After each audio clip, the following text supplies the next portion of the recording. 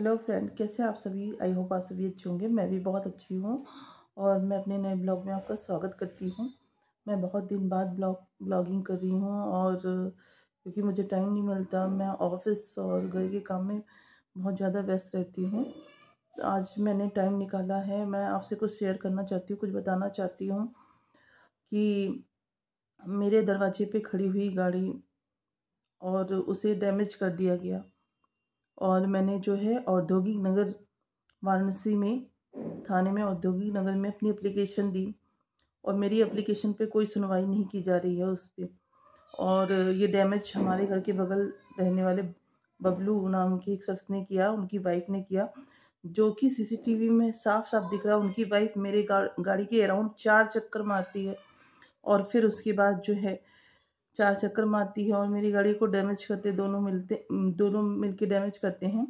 हालांकि डैमेज उन्होंने जो किया वो कैमरे के पीछे से, हमारी दीवार पे कैमरा लगा, तो वो हमारी दीवार के पीछे खड़े होके अपने बाउंड्री में खड़े होकर उन्होंने ईंट फेंक के डैमेज की है।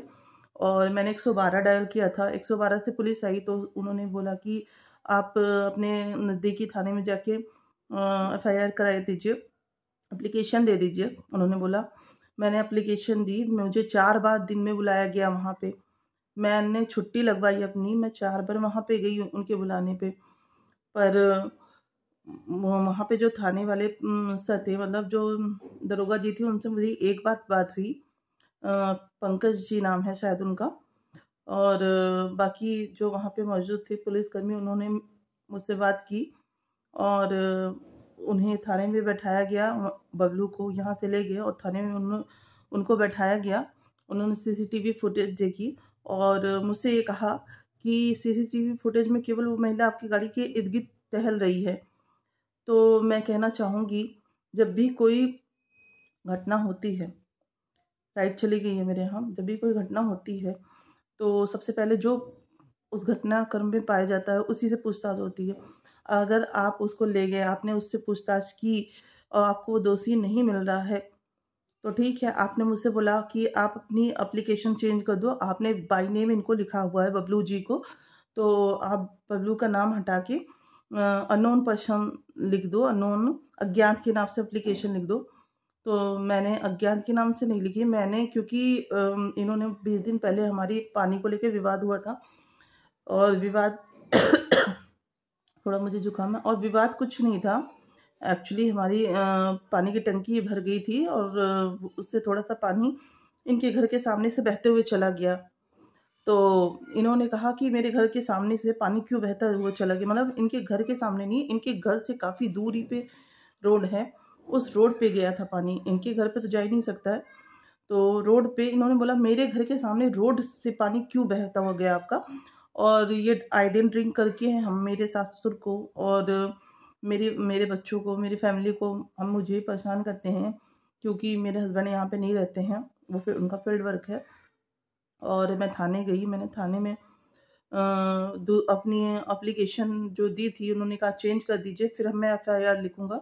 मैंने वो एप्लीकेशन भी चेंज कर दी, मैंने उनके हिसाब से एप्लीकेशन लिख दी कि ऐसा ऐसा विवाद हुआ था हमारा और इन्होंने धमकी दी थी कि मेरी बहुत पहचान है, मैं ये गाड़ी डैमेज कर दूँगा, ये घर वो डैमेज कर दूँगा, देख लूँगा तुम लोगों को, कोई सुनवाई नहीं होगी, ये सब चीज़ें इन्होंने धमकी दी थी। और तब तो हम लोगों ने सोचा कि ये ड्रिंक करे हुए हैं, लेकिन इन्होंने ड्रिंक के बाद भी ट्यूसडे ट्यूसडे की बात है, ट्यूसडे को मॉर्निंग में जब हम उठे हैं तो हमने देखा कि हमारी गाड़ी का पीछे से पूरा शीशा ईंट फेंक के तोड़ा गया था। ये बहुत, और ईंट वो कोई नॉर्मल बच्चा नहीं फेंक सकता, मतलब इतनी फोर्स से ईंट फेंकी गई कि वो ईंट शीशे को तोड़ते हुए मेरी जो ड्राइवर सीट होती है उस पर लड़के गिरी हुई थी नीचे। पुलिस आई घटनाक्रम पे, उन्होंने वीडियो बनाया और वीडियो बना के हमें थाने बुलाया।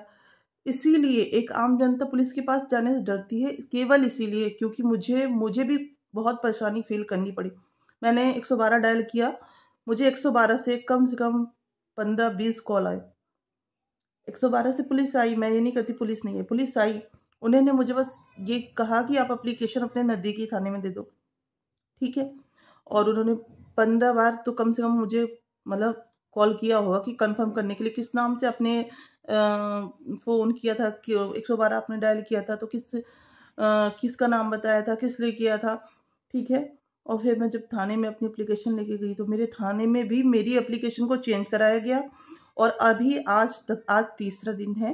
उन्होंने कहा था कि मैं आऊँगा, आपके सीसीटीवी फुटेज देखूँगा, किसकी घटनाक्रम पे मतलब किसकी वजह से हुई है, मैं वो सब देखूँगा।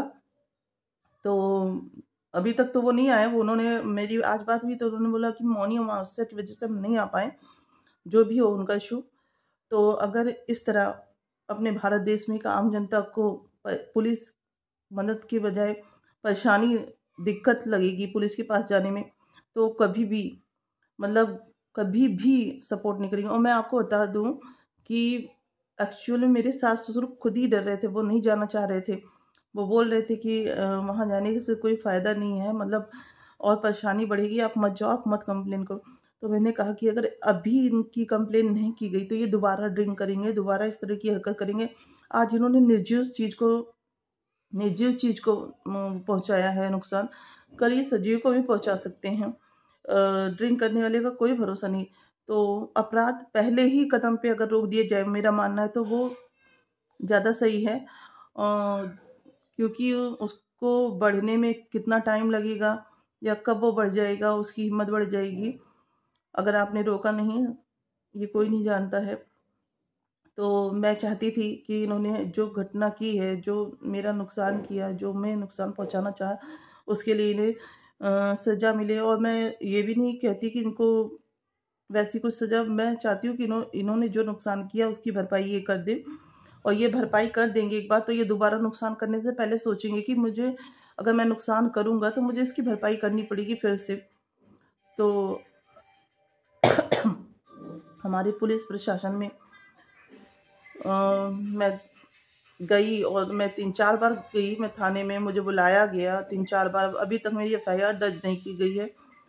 तो मैं उनसे यही कहना चाहूँगी इस वीडियो के माध्यम से, सर प्लीज़ हमारी एफआईआर दर्ज कीजिए और जो भी दोषी है, आपके क्षेत्र में क्राइम हो रहा है, जो भी दोषी है उसको पकड़िए और उसको सज़ा दीजिए। क्योंकि आम जनता को अगर न्याय नहीं मिलेगा तो वो आपके पास कैसे जाना ही छोड़ देगी, मुझे तो लगता है। और जो भी हम फ़िल्म में देखते हैं या टीवी में देखते हैं, मुझे लगता है कि मतलब जो भी चीज़ें दिखाई जाती है वो सच ही है, काफ़ी हद तक सच है। क्योंकि एक आम जनता जब आपके पास आ रही है, आप उसकी मदद नहीं कर रहे हो, आप मुझसे कहा गया कि ये राजनीतिक यहाँ पे बहुत चलती है। तो राजनीतिक चलती है तो क्या फिर किसी को इंसाफ नहीं मिलेगा राजनीतिक में? मुझे इंसाफ चाहिए और मैं चाहती हूँ आप इस वीडियो को वहाँ तक पहुँचाओ जहाँ तक कि हमें इंसाफ मिल सके। हमें दोबारा कोई परेशान करने से पहले 100 बार सोचे। मैं आपसे यही आग्रह करती हूँ कि मेरे इस वीडियो के माध्यम से आप मुझे न्याय दिलाइए। मिलती हूँ आपसे नेक्स्ट वीडियो में। Tata bye bye.